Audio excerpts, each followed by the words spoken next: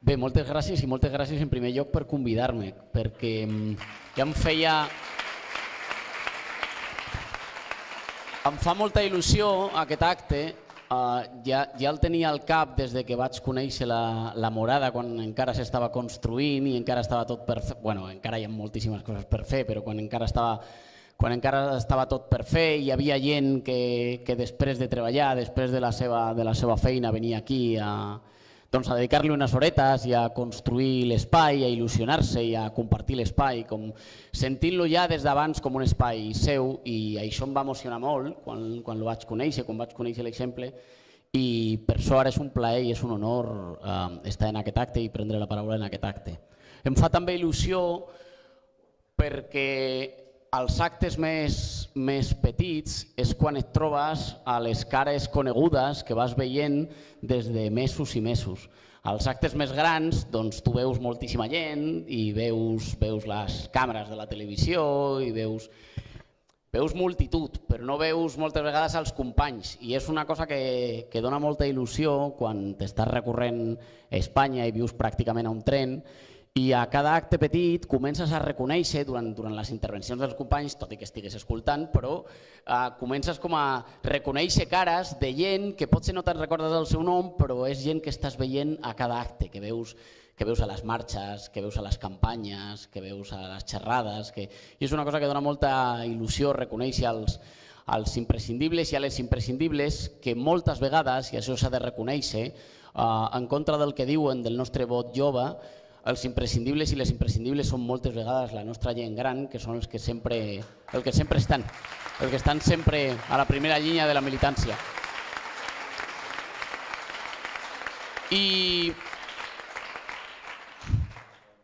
la tercera qüestió per la qual em fa molta il·lusió aquest acte té que veure amb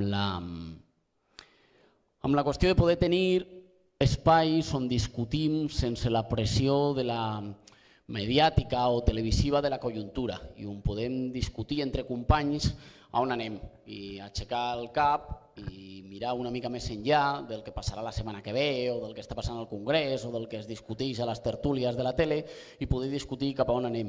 I jo crec que això també marca una diferència, perquè això també expressa que som una força política que no només fa política quan està al Congrés, o que no només fa política quan ha de fer unes declaracions sobre les últimes declaracions que un altre líder polític ha fet, sinó que es planteja i que discutir sobre el seu futur, i que es planteja i que és tremendament ambiciosa, i que discuteix, i això moltes vegades no s'entén de portes cap a fora, però que discuteix també de què hem fet, de quan hem recorregut en aquest temps, però també de quan ens falta. A mi em sembla que aquesta és una diferència fonamental amb els vells partits que només convoquen a la seva gent quan hi ha eleccions, i que només fan actes quan han de demanar el vot, i que només fan actes quan han de convocar la gent per aplaudir algun líder o portaveu que ve a la seva ciutat, però que molt poques vegades convoquen actes per discutir, per reflexionar en obert, però entre companys i companyes sobre el rumbo que hem de seguir. Dicho lo cual,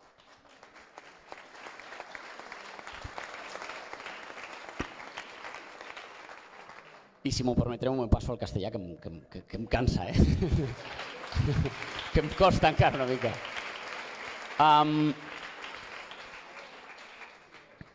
Lo que pasó ayer, y me parece que hay que empezar por ahí, lo que pasó ayer es un día histórico, y es un día es un día sobre el que nosotros también tenemos que construir nuestra propia memoria.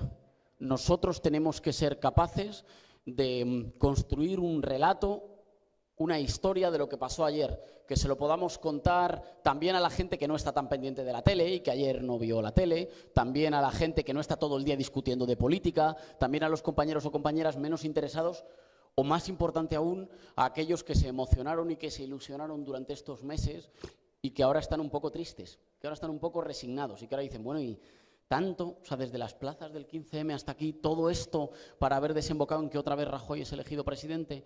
Nosotros tenemos, y estos espacios tienen que servir para eso, tenemos que ser capaces de construir juntos una narración que le explique a nuestra gente, cuando digo nuestra gente estoy hablando de nuestro pueblo, no de los votantes de Podemos, qué pasó ayer, por qué el día de ayer es importante y en qué situación nos coloca. El gobierno Rajoy, que nacerá... Rajoy decía que había muchísima prisa por formar un gobierno porque España no podía estar en funciones. Ayer consiguió la capitulación del PSOE y la entrega de Ciudadanos y luego dijo, no, hasta el jueves, yo me voy de puente, hasta el jueves no va a haber gobierno. Pero era importantísimo desbloquear España. Ayer nació un gobierno que tiene ante sí un primer objetivo político fundamental, y esta va a ser la batalla política, yo creo, seguramente no la batalla legislativa, pero sí la batalla política más importante de los próximos meses. El gobierno Rajoy necesita derrotar moralmente al pueblo español. El gobierno Rajoy no puede continuar su agenda de recortes si no nos derrota moralmente, si no siembra la sensación de que está todo perdido, de que no han servido para nada todos estos meses y estos años, que hay que tirar la toalla y que al final siempre ganan los de siempre. Y eso no solo se combate, digamos, con épica o con apelaciones a seguir peleando. Muy a menudo las apelaciones muy guerreristas a seguir peleando emocionan tanto a los que ya pelean como alejan a la gente que todavía duda, a la gente que no sabe si ha servido, si esto tiene sentido. Es muy importante explicar que toda la agresividad, toda la chulería y todas las bravuconadas con las que nace el gobierno Rajoy no son una muestra de fortaleza, son una muestra de debilidad. El gobierno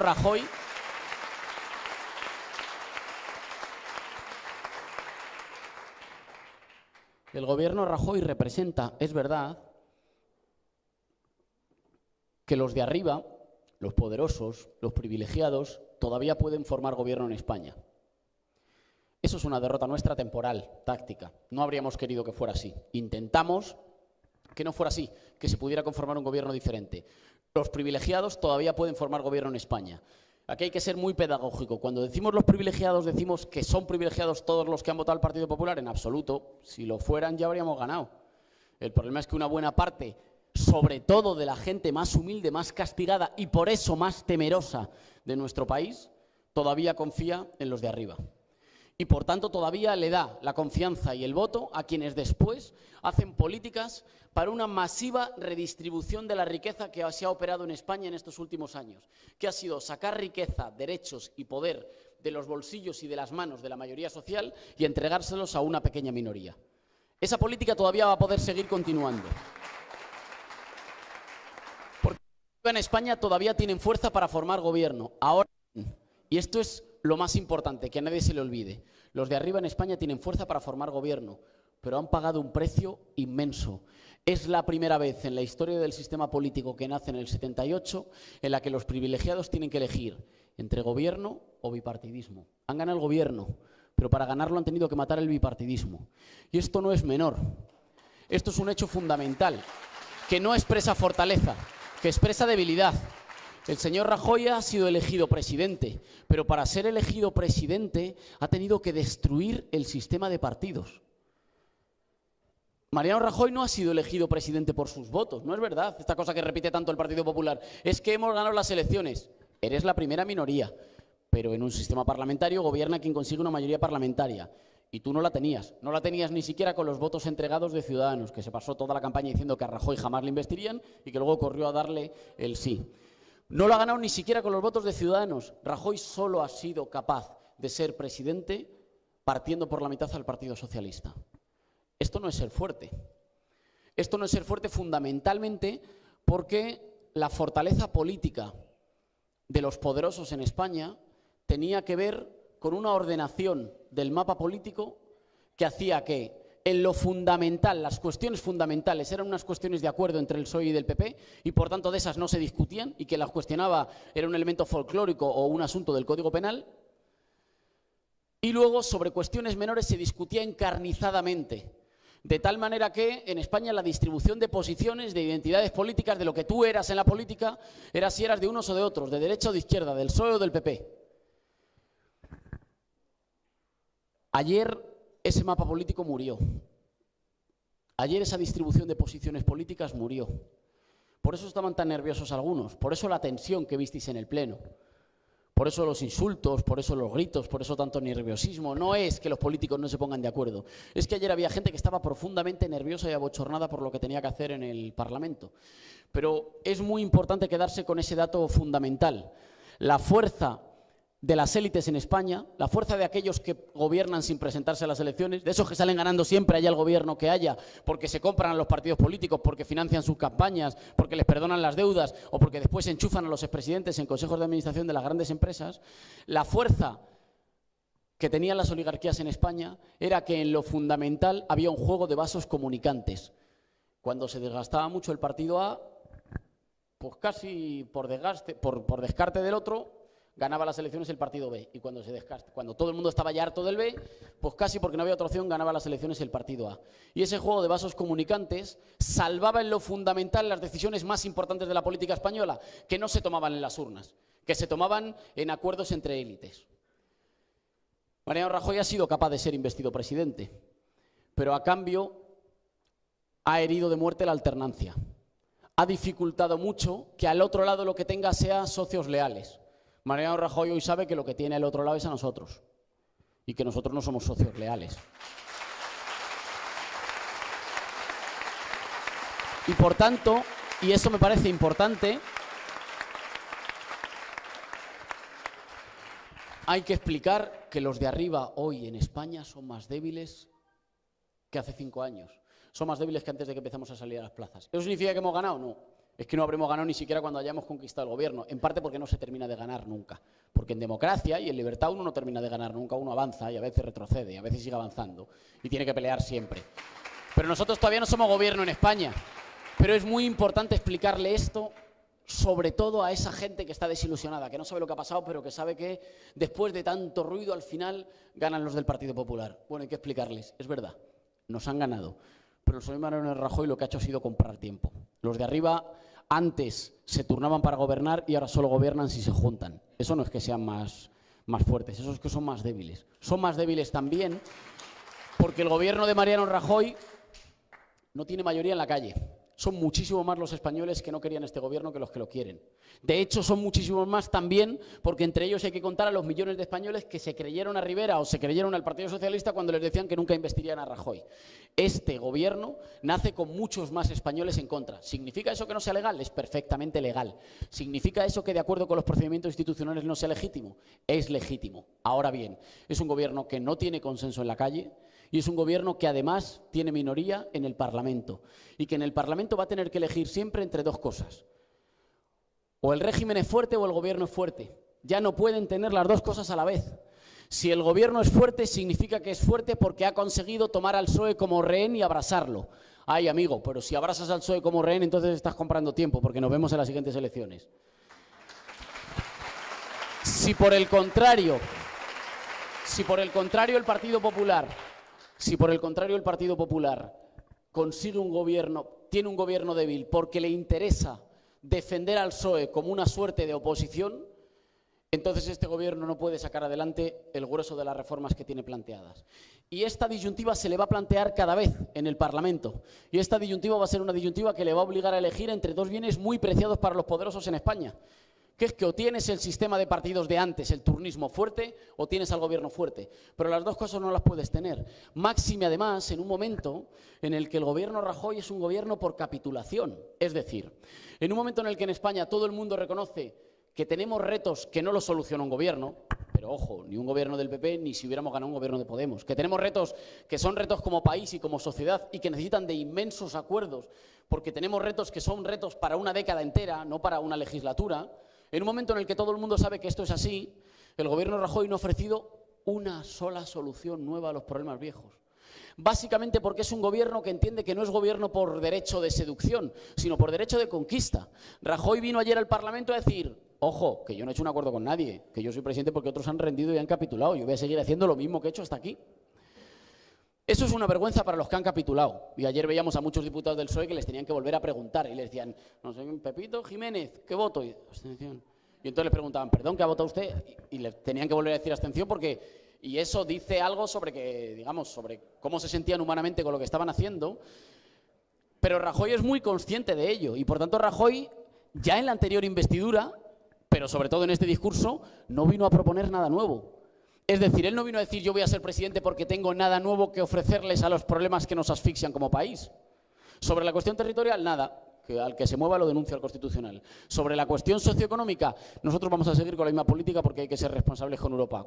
¿Que somos el país medalla de bronce en desigualdad de la Unión Europea? Bueno, pero tenemos que ser responsables con Europa. Que la caja de las pensiones la han saqueado y la han dejado como para que solo dé para un año más, porque no hay forma de sostener las pensiones de nuestros mayores, no porque haya más mayores, sino porque las cotizaciones de los jóvenes no dejan de caer porque las condiciones de trabajo y los salarios son cada vez más bajos. Bueno, vamos a seguir por el mismo camino.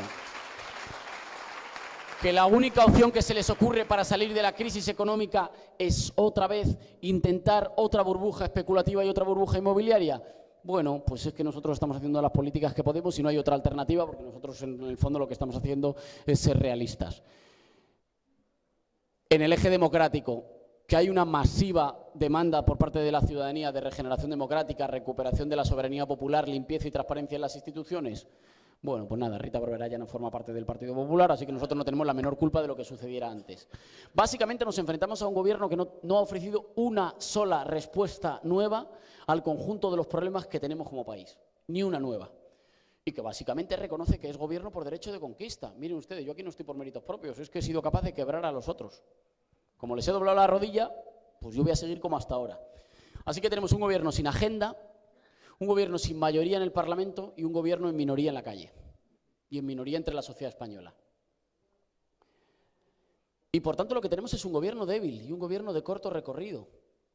A mí me hubiera gustado que no hubieran renovado como gobierno, pero tenemos un gobierno de corto recorrido. Tenemos un gobierno frente al cual se puede construir una alternativa.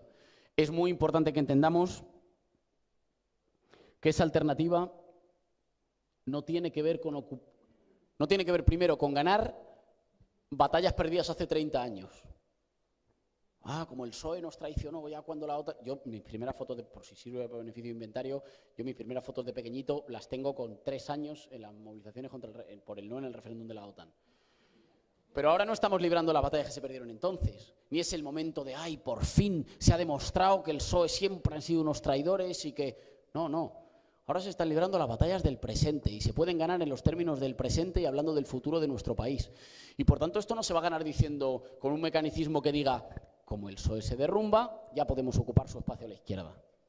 Esto no tiene nada que ver con eso. Porque si hiciéramos eso nos estaríamos dejando fuera a millones de compatriotas que han sufrido también los recortes, que se avergüenzan con la corrupción, que querrían un gobierno que cuide más de su pueblo y no que cuide de los defraudadores, que querrían unas instituciones que sirvieran a todos y no solo al partido que gobierna, que se sienten abochornados con lo que pasó ayer en el Parlamento, pero que han votado cosas muy diferentes. O, por ejemplo, que se están planteando no volver a votar porque este año le ha dejado medio abochornado, medio agotado. Nosotros lo que tenemos ante nuestros ojos no es la posibilidad de ocupar un espacio, digamos, en el tablero político del régimen, que se hunde un poquito de la pata izquierda, pues vamos a ser la pata izquierda. Lo que tenemos ante nosotros es lo que siempre hemos puesto por encima, la posibilidad de construir una alternativa patriótica, plurinacional, democrática y transversal que apunte hacia una mayoría nueva. Esa mayoría nueva ya existe en una buena parte del país. Antes había compañeros que decían, y yo ahí discrepo un poco, o sea, hay una parte de verdad, pero haría un matiz, que lo que ayer se forjó es un partido, digamos, un pacto de un partido único. Yo creo que lo que ayer intentan algunos es hacer una especie de segunda transición, en la cual todo lo importante se discute entre PP, PSOE y Ciudadanos, y todo lo que quede fuera de eso no existe. Claro, lo que pasa es que les va a costar, eso es incerrable. Ese acuerdo da como para formar gobierno. Ese acuerdo no da para fundar un nuevo ciclo político en España. ¿Y por qué no da para fundar un ciclo político nuevo en España? Ese acuerdo se deja fuera a 1/3 del Parlamento. Se deja fuera como a 90 y tantos diputados de 350. No se cierra un nuevo, no se funda un nuevo tiempo político con 1/3 del Parlamento fuera. Ese acuerdo se deja fuera a los gobiernos de las ciudades más importantes y más grandes del Estado español. Ese acuerdo se deja fuera a casi la mitad de la población del arco mediterráneo y se deja fuera a la mayoría social y política en Cataluña o en Euskadi. Ese acuerdo se deja radicalmente fuera a todos los menores de 45 años. Es un acuerdo que está fundado fundamentalmente en la exclusión de la población activa, que ya vota mayoritariamente por opciones políticas diferentes de las que encarnan ese gobierno. Es un acuerdo que se deja fuera una buena parte de los sectores medios golpeados, empobrecidos, pero cultural y políticamente más dinámicos. En fin, es un acuerdo que no tiene los mimbres como para fundar un nuevo ciclo político. Es un acuerdo de corto plazo. Es un acuerdo para ganar tiempo. Es un acuerdo que basta para un gobierno, pero que no basta para solucionar la crisis política de España. Y por tanto es una salida en falso a la crisis. Y ahora hecho el diagnóstico, ¿nosotros qué? Digamos, los de arriba compran tiempo, ganan tiempo y hacen una salida falsa a la crisis. ¿Y nosotros enfrente qué vamos a hacer? Hay una parte que me parece que lo señalaba Ángela. Ángela decía ganar antes de ganar, que me parece una muy buena expresión. Otra forma de decirlo es conseguir ser una fuerza dirigente antes de ser una fuerza gobernante. ¿Qué significa eso? Que nosotros estamos ya en condiciones de ser la fuerza que ofrezca un horizonte, confianza, garantías e ilusión a los españoles, incluso antes de tener la mayoría para gobernar. Es más, si no hacemos eso no se gobierna. ¿Por dónde pasa esto de ser una fuerza dirigente antes de gobernante? La fuerza que pone las palabras del nuevo tiempo, que apunta hacia por dónde van a ir las cosas, incluso antes de haber sacado las papeletas suficientes como para conducirlo. Creo que esto apunta, en primer lugar, por disputar la idea del orden. Quienes nos están gobernando son los agentes del desorden. No solo por el despilfarro, por la ineficacia, por la corrupción, sino porque son gente que, sabiendo que no tienen nada que ofrecer hacia adelante a los españoles, están dispuestos a trincherarse en las instituciones, en primer lugar, para tapar las fechorías cometidas antes. Hay gente que tiene intereses personales objetivos en que no haya gobiernos del cambio, porque como haya gobiernos del cambio va a tener que explicar muchas cosas. En primer lugar para eso, en segundo lugar por sostenimiento individual y personal, pero también por un conjunto de entramados de cártel, de entramados mafiosos que solo sobreviven si están en el poder y que si se van del poder entran en profundas contradicciones y en profundas dificultades. Y por tanto tenemos que ser conscientes de que lo que tenemos enfrente es una gente que va a estar dispuesta a utilizar las instituciones de todos y de todas como trincheras para evitar el cambio político como sea. Que el ministro del Interior esté investigado por haber utilizado funcionarios públicos para investigarnos a fuerzas políticas democráticas no es un detalle. Significa que lo que tenemos enfrente es una gente con comportamientos más o menos mafiosos o con presuntos comportamientos mafiosos. Yo tengo que decir presuntos.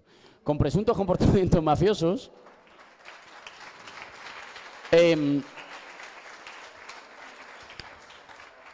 Que son conscientes de que están quemando etapas y que son conscientes de que van a quemar todas las naves antes de dejar el poder o antes de dejar paso al cambio político en nuestro país. Y ahí nosotros tenemos que ser conscientes de que se están apoyando en una buena parte de nuestro país que todavía tiene miedo. En una buena parte de nuestro... Y ahí hay una quiebra generacional sobre la que nosotros tenemos que discutir.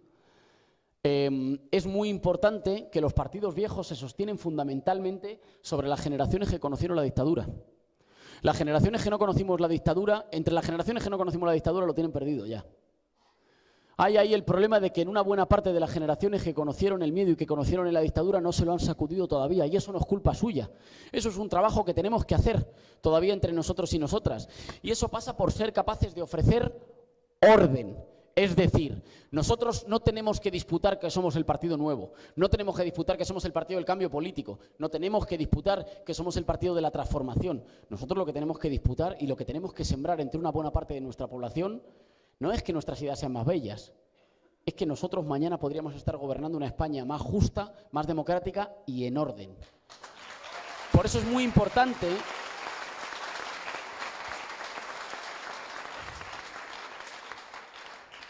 Por eso es muy importante el trabajo, en primer lugar, de los ayuntamientos del cambio político. Esos ayuntamientos hacen el mayor servicio posible que se le puede hacer al cambio político, porque demuestran que las cosas se pueden hacer de otra forma. Y perdonadme que ahí no sea muy audaz, el mayor logro de los ayuntamientos del cambio es cada día que pasa con normalidad. Cada día que pasa y demostramos que nosotros podemos gobernar las ciudades más importantes de nuestro país y que todo lo que decían los poderosos era mentira, que las ciudades colapsaban, que a la gente le íbamos a confiscar las cosas, que de repente iban a huir, iban a cerrar todas las pequeñas empresas porque todo... O sea, es que todo esto, yo sé que ahora dicho un año y pico después de las victorias en las principales alcaldías de España, yo sé que ahora suena como a broma, pero es que todo esto se dijo. Y por tanto nuestro mayor logro es que en los gobiernos autonómicos y sobre todo en los gobiernos municipales del cambio político seamos capaces de demostrar con toda la tranquilidad del mundo que era mentira. Que era mentira. El conjunto de las infamias que vertieron los poderosos eran simple y llanamente mentira. Yo me conozco más los ejemplos de mi ciudad, porque es mi ciudad y porque tengo particular orgullo después de un cuarto de siglo, de 25 años, de recuperar el orgullo de ser madrileño. Pero era mentira, simple y llanamente. Hoy el ayuntamiento reduce la deuda, aumenta la inversión social, protege más a los madrileños, frena los pelotazos urbanísticos y protege el derecho a la vivienda. Era mentira y no se ha ido una sola empresa, no ha cerrado una sola pyme, al revés. Era mentira y nosotros tenemos que ser capaces de contar, pero como una labor de los militantes y de los dirigentes, de armarnos de esas razones y de contarlo. Porque va a ser muy difícil desmontar una buena parte del discurso del miedo solo con discurso. Eso se desmonta también, o somos mucho más fuertes si lo desmontamos acompañados de ejemplos concretos que digan, ¿lo ven ustedes como esto no era verdad? ¿Esos gobiernos han hecho todo lo que nosotros querríamos? No, pero ojo, yo aquí es que niego la mayor. Yo es que niego que algún gobierno pueda colmar el conjunto de mis deseos. Es decir, cuando construyamos un gobierno popular en España, popular del pueblo, no de la mafia, cuando construyamos un gobierno popular en España, a ese gobierno habrá que seguirle exigiendo que empuje, que vaya un poquito más allá. Habrá que seguirle empujando, habrá que seguirle problematizando, habrá que seguirle exigiendo que no se rinda, que no le tuerzan el brazo a los privilegiados. Es que ningún gobierno va a realizar el conjunto de nuestras aspiraciones. Menos mal, menos mal. Así que los gobiernos, incluso aunque no hayan hecho todo lo que nosotros desearíamos, hay que enarbolarlos como ejemplos de que el cambio político es posible, de que nosotros defendemos las instituciones, protegemos lo de todos y hacemos avanzar el interés general. En segundo lugar, nosotros tenemos que tener una discusión sobre la formación de cuadros dirigentes. Y yo esto lo digo mucho, pero es que me parece que seguramente es de lo más importante y hay que repetirlo. Compañeros, un dirigente no es alguien que tiene muchos cargos. Un dirigente no es alguien que cuando habla en la televisión le ponen rótulos. Ni siquiera es alguien que ocupa un lugar en un órgano de Podemos. Algunos de ellos lo son. Pero un dirigente es otra cosa. Un dirigente es ese compañero o compañera que cuando todos dudan ofrece certezas. Es un compañero que sabe formar grupos de trabajo. Es un compañero que sabe aprovechar las mejores capacidades de todo el mundo.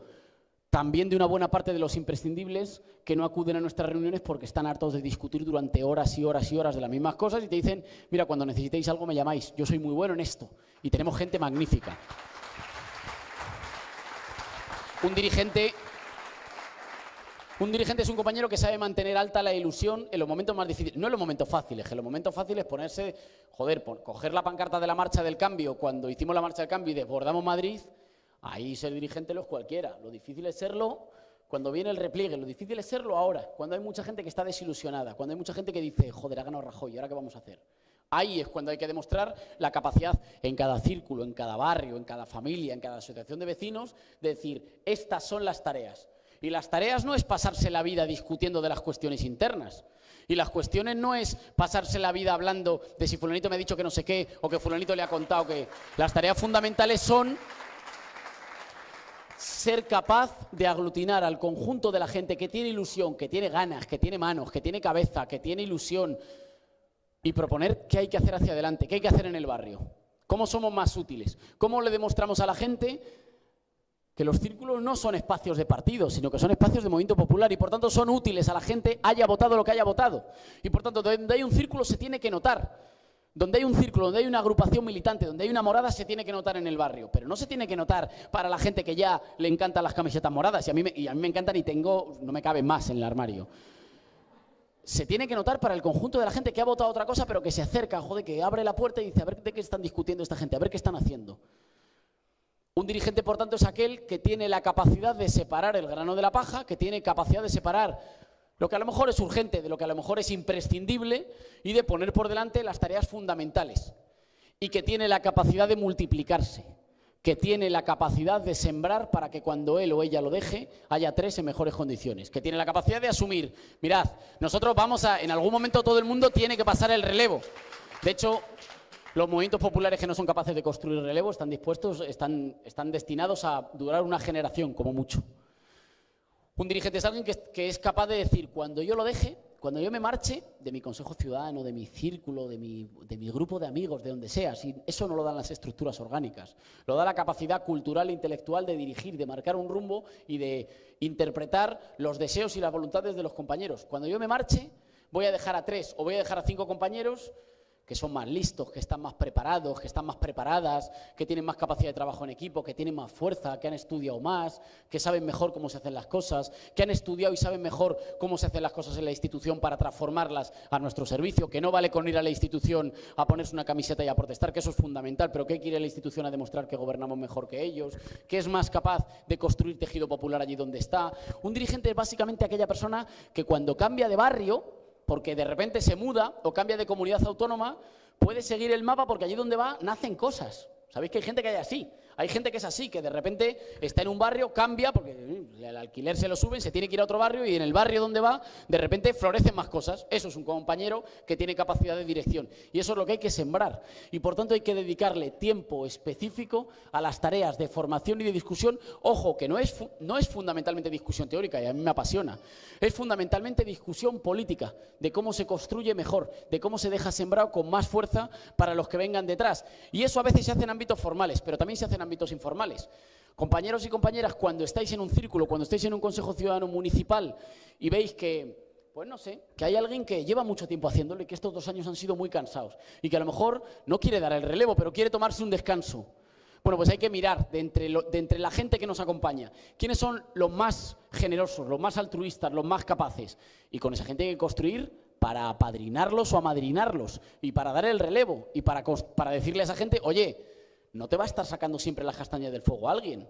Te tocará en algún momento asumir tareas de dirección, poner la cara, ofrecer perspectivas, asumir la construcción organizativa, pero eso no solo se repite ni se deja en los papeles, eso hay que darlo, eso hay que dar la mano y hay que decir, compañero, te toca.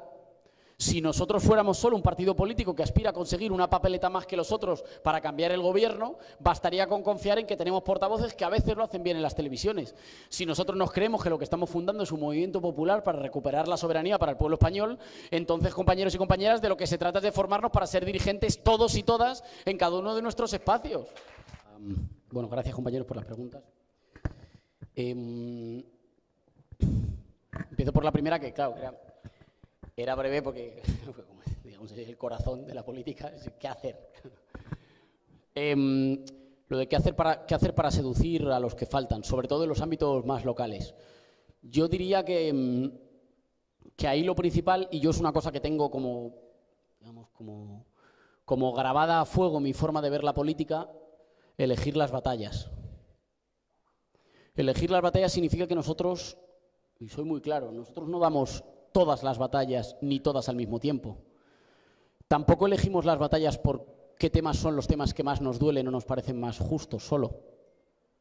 Nosotros escogemos batallas concretas en las que somos capaces de, como somos de momento una fuerza política un poco más débil que aquellos a los que nos enfrentamos, utilizo estos símiles, pero no estoy hablando en términos bélicos, estoy hablando en términos democráticos, digamos, con las ideas y con los votos. Pero como somos una fuerza un poco más débil, tenemos que operar como con una máxima de la guerra de guerrillas, que es que tú condensas toda la fuerza que tienes en un punto en el que el adversario está más débil, no donde está más fuerte. Tú no vas a buscar al adversario donde él está más fuerte. Eso es lo que el adversario intenta que hagamos nosotros. Así que nosotros tenemos que concentrar, y esto en términos culturales, ¿en qué se traduce? Esto en términos culturales se traduce en, yo creo que ya hay temas, pero yo no me atrevería a decirlos así en general. Yo creo tenerlos algo mapeados o algo diagnosticados en el mapa político español. Luego esto se traduce en cada comunidad autónoma, en cada municipio, pero hay temas sobre los cuales nosotros ya estamos del lado de una mayoría social, a lo mejor no conformada ya como opción política, pero digamos que flota en el ambiente y que tienen del otro lado a las élites políticas tradicionales. Es decir, creo que ya hay asuntos en los cuales nosotros representamos un sentido común nuevo, de época, frente al cual no han sabido dar respuesta a los de siempre. y que por tanto son los temas en los que ellos se sienten profundamente incómodos discutiendo. Me parece siempre que la batalla política fundamental es previa a que confronten las ideas. Estriba en elegir sobre qué discutimos. Estriba en elegir el terreno de juego. Hay terrenos de juego sobre los cuales los que mandan todavía son mayoritarios. Hay temas de discusión sobre los cuales todavía los que mandan son mayoritarios. Y ellos hacen todo el esfuerzo posible por discutir sobre ellos. Varios temas, seguro que tenéis varios en la cabeza. Y sin embargo hay algunos asuntos que no son asuntos menores, que tienen que ver con las pensiones, que tienen que ver con los desahucios, que tienen que ver con la sanidad pública o que tienen que ver con la corrupción, en los que nosotros ya somos mayoritarios. Y por tanto la pelea política fundamental es elegir de qué discutimos. Ojo que el adversario muy a menudo nos tiende muchos trapos para que nosotros entremos a todos. Y ojo que muchas veces nuestra militancia tiene ganas de entrar en todos y a todos a la vez. Porque nosotros, es verdad que tenemos, y eso es maravilloso, una moral de victoria según la cual nos los comemos a todos y a todos a la vez. Y entonces como, bueno, ala, poneos en fila que vamos a disputar contra todos y con todos a la vez. Y en todos los temas que queráis. Tú dime sobre qué tema quieres que discutamos, que yo me meto a muerte. Bueno, no. Aquí, compañeros, también hay que hacer judo. Y hacer judo significa saber utilizar a veces la fuerza del adversario contra él y elegir en qué terrenos y sobre qué cosas confrontas. Yo, para responder esa pregunta en un plano más local, diría: hay que tener un buen diagnóstico, una buena lectura del sentido común, del clima cultural y emocional de la gente en tu municipio y de cuáles son las fronteras o los temas en torno a los cuales nosotros podemos dibujar una mayoría nueva y dejar fuera o dejar reducidos a minoría a las élites que nos llevan tiempo gobernando. No siempre los hay, a veces no es que lo lees, no es un manual, digamos que coges el mapa y dices, ahí va, ya está, pues este y este. A veces hay cosas que hay que trabajarlas, que hay que construirlas, pero lo más importante, en mi opinión, es escoger las batallas y ver dónde nos quiere, a qué tipo de Podemos quiere enfrentarse el adversario. ¿Qué espera de nosotros el adversario? Bueno, pues hay que hacer lo contrario. Digamos, ¿de qué nos quiere ver discutiendo? ¿Qué tipo de formas quiere ver en nosotros? ¿Cómo nos quiere ver trabajando? Bueno, pues ese es el que no le amenaza. Hay que hacer, creo, lo contrario. Vinculo lo de la visita a los círculos con lo de qué trabajo para revitalizar los círculos. Yo no puedo visitar, o sea, a mí no me da ya más días a la semana para visitar más cosas. Pero no lo digo como una especie de justificación, lo digo también para que pensemos qué tipo de trabajo podemos hacer que no dependa solo de que el círculo o la sede se llena cuando viene un compañero que es más conocido. Porque no vamos a llegar. O sea, yo me estoy quedando en el chasis, pero no vamos a llegar. Digamos, no es una cosa que no depende solo de que nosotros cojamos más trenes. Es también una cuestión de pensar qué tipo de trabajo de construcción hacemos que haga que el tejido popular nuestro no se revitalice solo cuando viene alguien que sale en la tele. O a veces ni eso. Y que pensemos, por tanto, o sea, y es verdad, y hay que visitarlos, y hay que estar más en las discusiones con los compañeros, y hay que establecer más canales mejores de comunicación. Pero también hay que hacerse, yo creo, dos preguntas. Uno, ¿qué le decimos a todos los compañeros y compañeras que son de Podemos, que están ilusionados con Podemos, que quieren seguir aportando, pero que no les ilusiona discutir los martes durante 5 horas de política, y a veces no de política de muy alta política, sino de quién va a ser coordinador de coordinadores? A esa gente, ¿qué le estamos ofreciendo ahora mismo? Y ahí hay que tener mucho cuidado y mucha generosidad porque a veces los ritmos, los códigos y los deseos de los más militantes se convierten en un freno para sumar a más gente. Y hay que tener mucho cuidado para que aquellos compañeros que están dispuestos, que pueden aguantar todas las reuniones, todos los grupos de Telegrams, todos los Titan Pads, todos los talleres para construir, todos los grupos de trabajo, todo lo no sé qué, impongan un tipo de ritmo y un tipo de dinámicas que sea una especie de burocratismo movimentista o de burocracia horizontal, que es una burocracia que no tiene cargos, que no tiene corbatas, pero que es, lo digo con todo el respeto, compañeros, y llevo desde los 14 años militando en los movimientos sociales, más aburrida a veces que las propias burocracias de las administraciones públicas. Y menos garantista a veces. Y por tanto, ahí tenemos que ser capaces de pensar cómo se construye movimiento popular y comunidad popular. Y yo creo, o apuntaría a dos cuestiones. Apuntaría, en primer lugar, hay que discutir de política. Hay que discutir de política hacia afuera. El nexo común, el pegamento, tiene que ser discutir de lo que está pasando fuera. Las formaciones políticas mueren cuando empiezan a discutir de lo que está pasando de la sede hacia adentro y no de la sede hacia afuera. Hay que discutir de política. En la discusión de política puede que tengamos diferencias, pero bienvenidas sean. Si hay diferencias no hay que tener el menor problema en discutir de esas diferencias, pero hacia afuera. Hay que discutir de política, hay que discutir de cómo le somos útiles a la gente que nos rodea mientras tanto, antes de ganar. Pues claro, si tú le dices, no, espérate, que cuando gane te seré útil ya, y en el mientras tanto, ¿cómo me eres útil? Y luego lo más importante, y no os lo toméis a la ligera porque me parece que esto es fundamental, el movimiento popular tiene que ver fundamentalmente con cuestiones emocionales, estéticas y culturales. Fundar movimiento popular no es fundar un club de frikis, de los que yo en todo caso formaría parte porque no sabría hacer otra cosa, que discute de política durante muchas horas. No, fundar un movimiento popular es tener espacios de ocio, de deporte, de cocina, de cultura, de socialización compartida, de hitos estéticos, fechas que compartimos entre nosotros, símbolos que nos emocionan, canciones que nos emocionan, cosas que hacemos juntos porque, qué sé yo, nos juntamos todos los domingos porque hemos fundado una sociedad gastronómica y nos fundamos todos los domingos a comer, porque montamos un concierto o cada año tenemos una actividad de un día para la gente joven que monta un concierto y que lo organizan ellos, porque hacemos salidas al campo juntos, porque fundamos una peña futbolística del equipo de nuestro barrio, porque fundamos una asociación que le gusta tejer, que le gusta leerse poesía, que le gusta emborracharse en la morada, que le gusta ponerse películas y luego discutirlas, que le gusta intercambiar música. El movimiento popular tiene que ver fundamentalmente con estar a gusto juntos.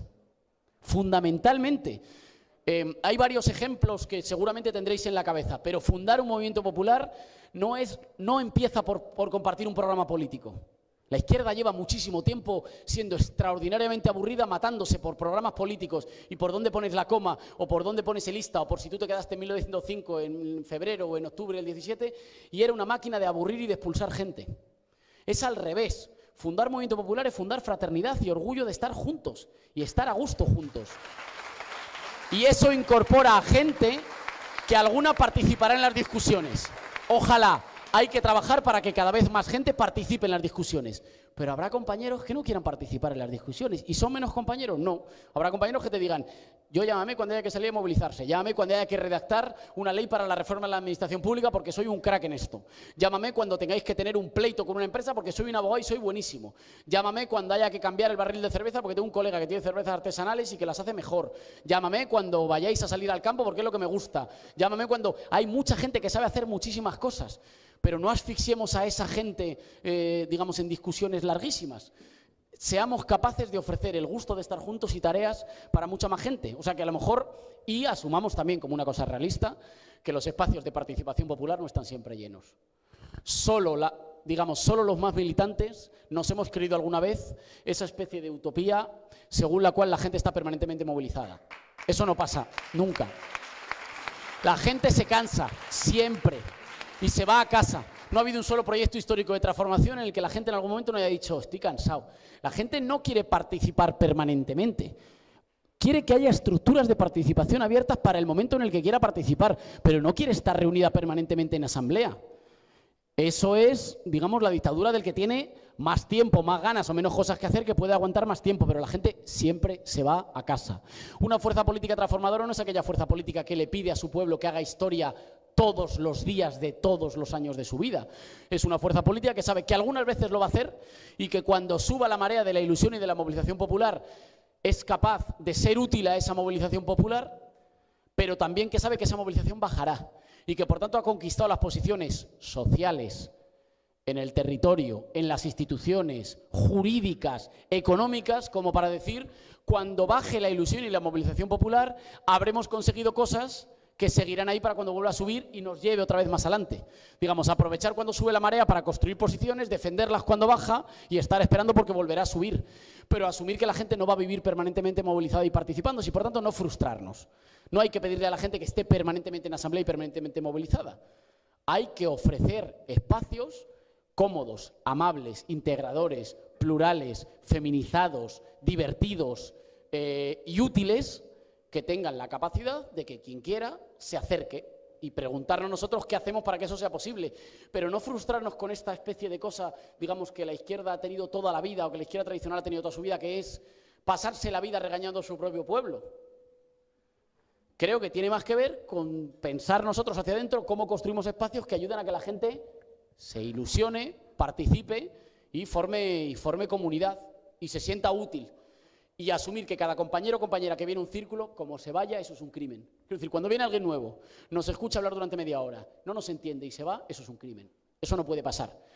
Pero el problema no es suyo.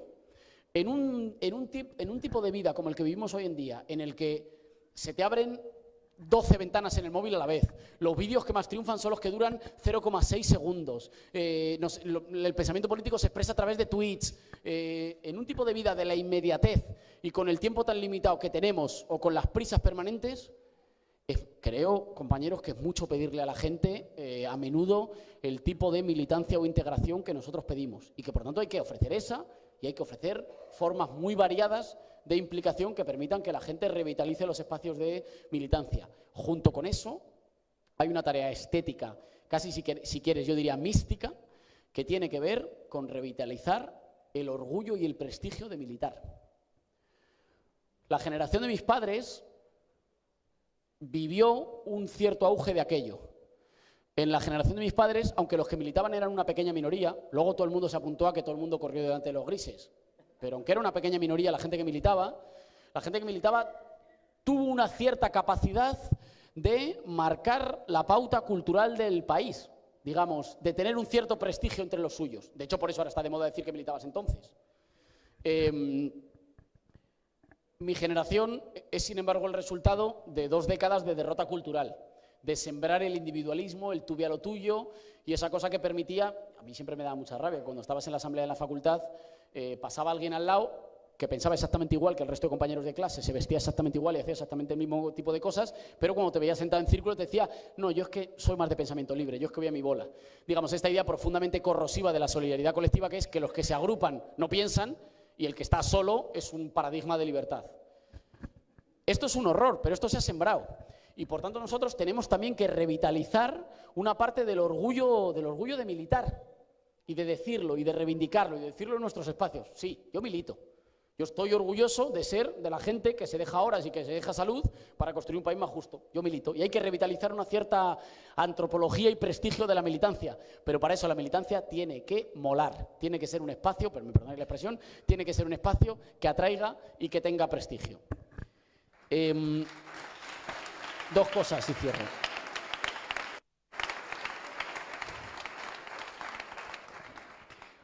¿Ha forzado el Partido Popular un gobierno para tener una excusa por si hace las cosas mal o por si fuerza recortes? No, yo creo que no. Yo creo que las élites y sobre todo los sectores conservadores son profundamente conscientes de que aquello que decía Lenin de que salvo el poder todo es ilusión, de que hay que gobernar. Yo siempre que hay sectores nuestros que dicen, no, pero digamos, esta vieja discusión ya es muy vieja, ya es como de principio de 2000, de cambiar el mundo sin tomar el poder, yo recomendaría, digamos, que hacen los ricos, que es que cuando tienen el poder no lo sueltan jamás. Y por algo será. Yo creo que el Partido Popular quería gobernar, básicamente. Y quería gobernar a como diera lugar. Y quería gobernar además porque tiene un proyecto para seguir transformando nuestro país. Porque el Partido Popular no solo recorta porque se lo impongan desde Bruselas, de hecho podría hacer diferentes cosas. Podría recortar en otros sitios, podría recortar en otras parcelas, podría aumentar el ingreso, podría ponerse un poquito más firme en Bruselas y decir, este año no voy a cumplir los objetivos del déficit, como no los cumplen muchísimas veces Francia o Alemania, podría hacer muchas cosas diferentes. Creo que tiene un proyecto ideológico de sociedad. Tiene un proyecto ideológico, por ejemplo, en el que va a la universidad, ¿quién se lo puede pagar? Tiene un proyecto en el que la sanidad no es para los que no tienen DNI español. Tiene un proyecto en el que el sitio de trabajo no es un sitio en el que tú eres ciudadano. Tú eres ciudadano fuera, tú eres ciudadano cuando votas, pero en el centro de trabajo tú eres un tipo básicamente que acepta lo que hay porque si no tengo 200 esperando a coger lo mismo por menos sueldo. Eso es un proyecto ideológico, que es el viejo proyecto ideológico de los conservadores siempre, que es una especie de democracia sin pueblo. Es decir, una democracia, una especie de sistema liberal autoritario en el que tú tienes derechos individuales como votante y como consumidor, pero no tienes derechos colectivos, ni como pueblo, ni como trabajador, ni como comunidad autónoma, ni como... Es esta vieja idea de que para que haya democracia basta con que haya competición electoral entre grandes maquinarias de partido financiadas por inmensos conglomerados mediáticos o financieros detrás.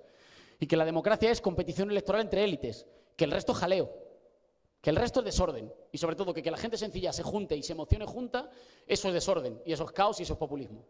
Digamos, esa vieja idea de las élites del desprecio a las masas. Cualquier cosa que les amenace es populismo y no es democracia. Yo creo que tienen un proyecto ideológico y que lo van a intentar llevar a cabo. Lo que pasa es que es un proyecto que necesita dejarse fuera por lo menos a un tercio del país. Es un proyecto que no tiene nada que decirle al tercio del país que está a punto de caer en la exclusión social. Es un proyecto que no le tiene nada que decir a nuestros jóvenes que se han tenido que ir de España porque se tienen que ir a sitios donde sí que invierten en nuevas tecnologías, en I+D+I, en laboratorios, en centros de investigación punteros. Es un proyecto que no tiene nada que decirle a los pensionistas que caen en la pobreza. Es un centro que no tiene nada que decirle a una buena parte del país que está reivindicando una reordenación territorial que sea federal, que reconozca la plurinacionalidad. Yo creo que sí que tienen un proyecto, solo que como siempre les ha pasado a los privilegiados en España, es que les sobramos la mitad del país. Esto es una cosa que a mí me parece constitutiva del pensamiento conservador en España, que es que solo son capaces de construir país dejándonos fuera la otra mitad. Y que, por tanto, yo creo que tienen que gobernar, pero eso no significa que tengan, digamos, proyectos solventes. Eso significa que, digamos, que ellos quieren conducir un proyecto en el que los que les sobramos acabemos, digamos, en la exclusión social, en la depresión o en la resignación política. ¿Cómo se quita el miedo?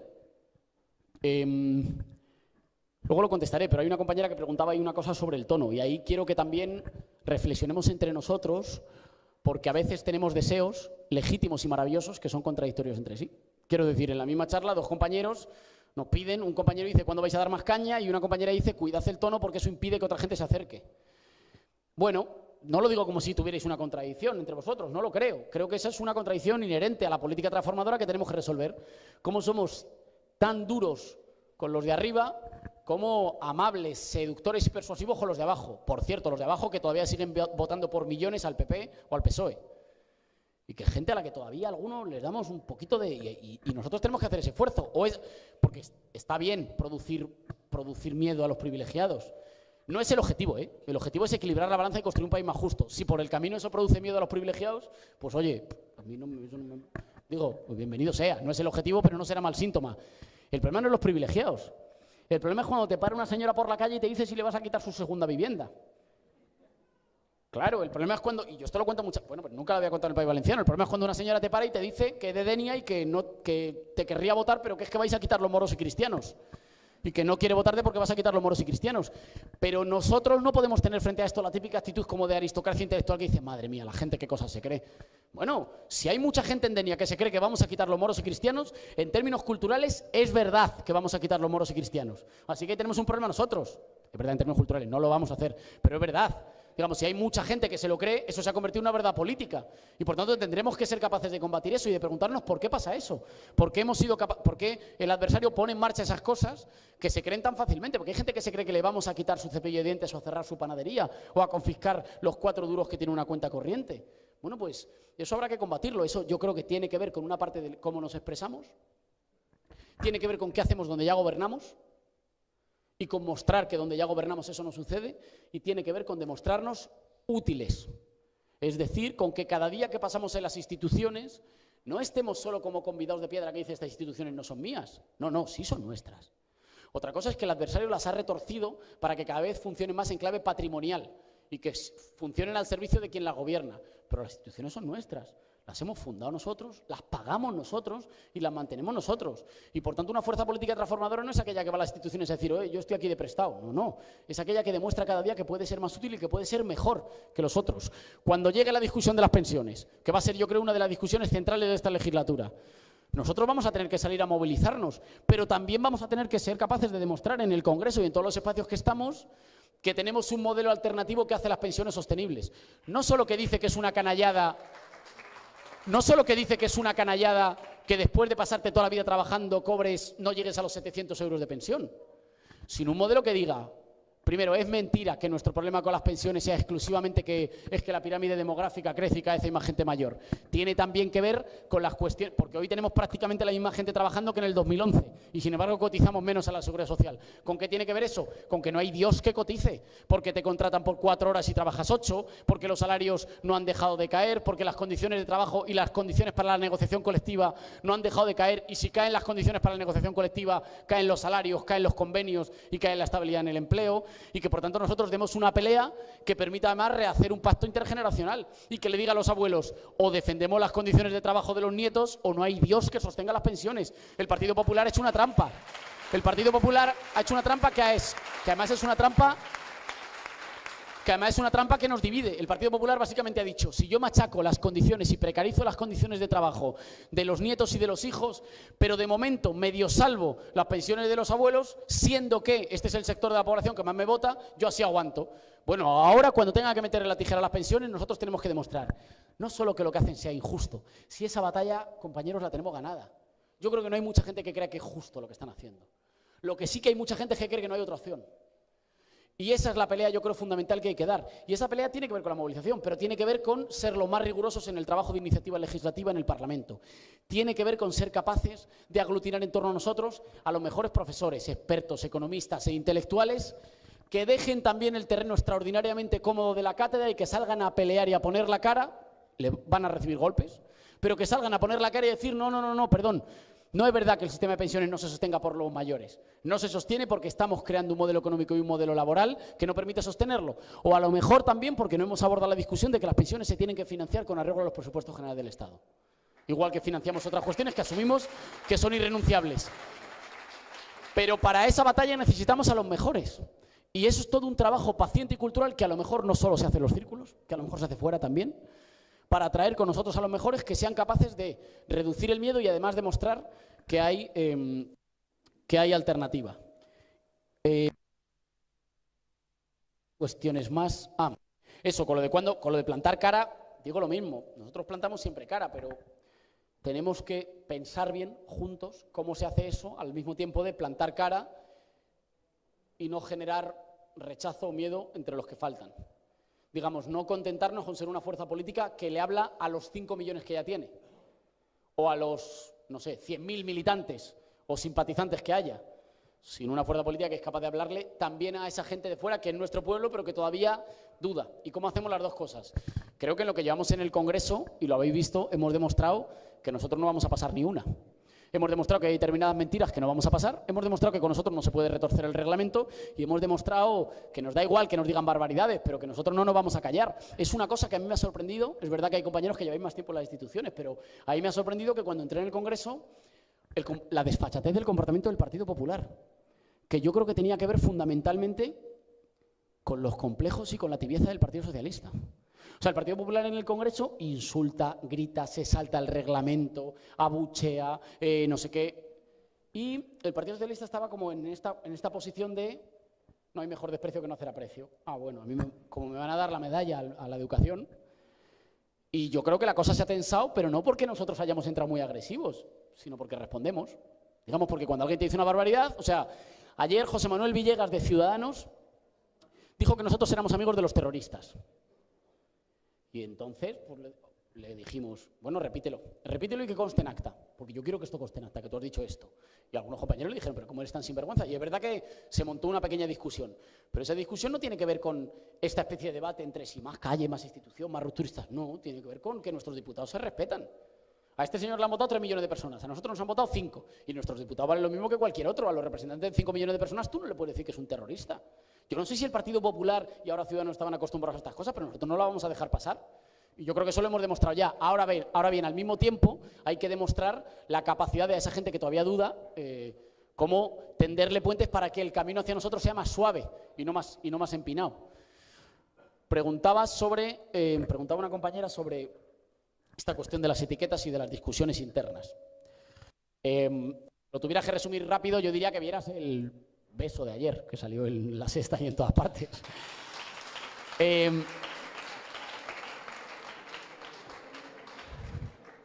Y que por tanto las etiquetas empobrecen el discurso. ¿Pensamos lo mismo en todos los compañeros en Podemos? No, y menos mal. Y hay cosas en las que sigue habiendo diferencias entre compañeros. ¿Queremos ir al mismo sitio? Sí.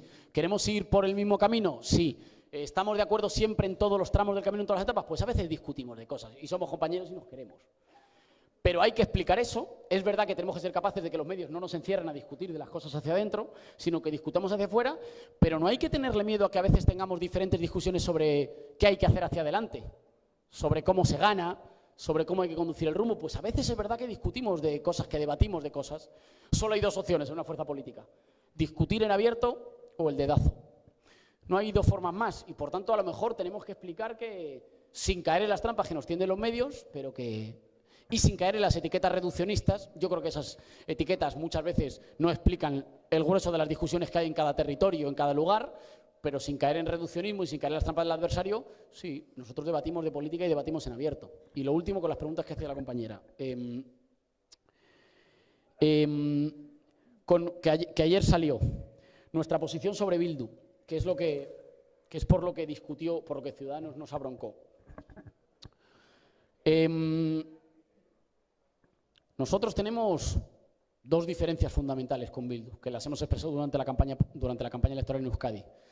Nosotros no somos una fuerza independentista, reconocemos, nos parece que España es un país compuesto de diferentes naciones y por tanto que es un país plurinacional y que por tanto en un país plurinacional la única forma de estar juntos es el acuerdo, y el acuerdo pasa por el convencimiento y por la libre decisión de los pueblos en España. Pero nosotros queremos estar juntos, queremos reconstruir un proyecto patriótico para estar juntos y plurinacional, pero aceptamos que haya otros que tengan otras posiciones y que el único baremo para decidir cuáles avanzan más o menos sea la decisión de la ciudadanía libremente expresada. Pero no somos una fuerza independentista y luego nosotros somos una fuerza que se ha desmarcado y ha rechazado siempre con contundencia el uso de la violencia y el terrorismo en cualquiera de sus formas. Todas las violencias. Y las hemos destacado siempre y las hemos rechazado siempre. Y hemos dicho que nos gustaría que hubiera quienes hubieran dado más pasos y hubieran sido más firmes. Esas son nuestras grandes diferencias. Ahora, nosotros ayer creemos que dijo algunas verdades con respecto al Partido Socialista y al Partido Popular. Y creemos que es una fuerza política legal que se ha presentado a las elecciones de acuerdo con la ley y que tiene la representación que los ciudadanos le han otorgado y que, por tanto, no entendemos esta especie de demonización de algunas fuerzas políticas en el Parlamento. No es nuestro proyecto político. Nosotros representamos otro, por cierto, que ha ganado las elecciones generales en Euskadi en 2 ocasiones. Representamos otro proyecto político, pero lo que ayer sucedió fundamentalmente es que creo que el Partido Socialista estaba profundamente incómodo por lo que iba a hacer, por lo que iba a votar. Y como estaba incómodo por lo que iba a votar, intentó enfangar la discusión con cuestiones muy delicadas. Y yo creo que en España tenemos que intentar superar esa fase política en la que se hacía política todavía con el dolor de las víctimas o con el terrorismo.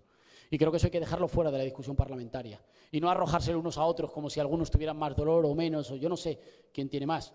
Sí que sé que a nosotros nadie nos puede acusar de ninguna barbaridad sin que salga impune, porque lo hemos dicho. Y lo que ayer dijimos es que nosotros del aplauso vergonzante de PSOE, PP y Ciudadanos no participábamos porque no éramos parte de su acuerdo ni de su gobierno. Y al mismo tiempo que íbamos a seguir defendiendo, digamos, nuestras ideas con toda la firmeza y con toda la claridad. Eso ha sido un discurso insistente sobre nosotros. Todavía sigue. Todavía cuando lo denunciamos sigue en las redes sociales y en muchos sitios un discurso muy insistente con respecto a, yo creo, un intento de utilizar el terrorismo y la violencia como un arma arrojadiza contra otras fuerzas políticas. Bueno, yo creo que hay que ser muy duros y muy contundentes. Sobre todo, no por una cosa personal, sino por una cosa de la militancia por abajo. Quiero decir, a mí me pueden decir una barbaridad en el Parlamento, pero el problema fundamental es que si nos dicen una barbaridad, como que alguien nos acusa de complicidad con el terrorismo, y no la contestamos con esa contundencia, cuando mañana alguien de Podemos, que todo el mundo sabe que es de Podemos, en su barrio vaya a tomarse el café, alguien le puede decir, anda, que ¿y vosotros lo que habéis hecho con los terroristas? Porque esas cosas calan. Y por tanto nosotros a veces tenemos que ser muy contundentes con estas cuestiones precisamente para defender a la gente que libra todas las batallas en el día a día, las batallas de la conversación o del café, a la que le pueden decir esas barbaridades. Y por eso nosotros nos vemos obligados a no dejar pasar ni una. Y con la cuestión de lo de los liderazgos de las mujeres, las 2 ciudades más grandes de España están gobernadas por alcaldesas. Y queda mucho por hacer, pero son seguramente nuestros mayores poderes políticos. Si alguien piensa quiénes son los compañeros o compañeras que representan más poder y más responsabilidad política en el proceso de cambio en España desde que se inició, son 2 mujeres. A lo mejor no son las que más salen en la tele, pero sí que son las que más responsabilidades asumen y las que más conducen.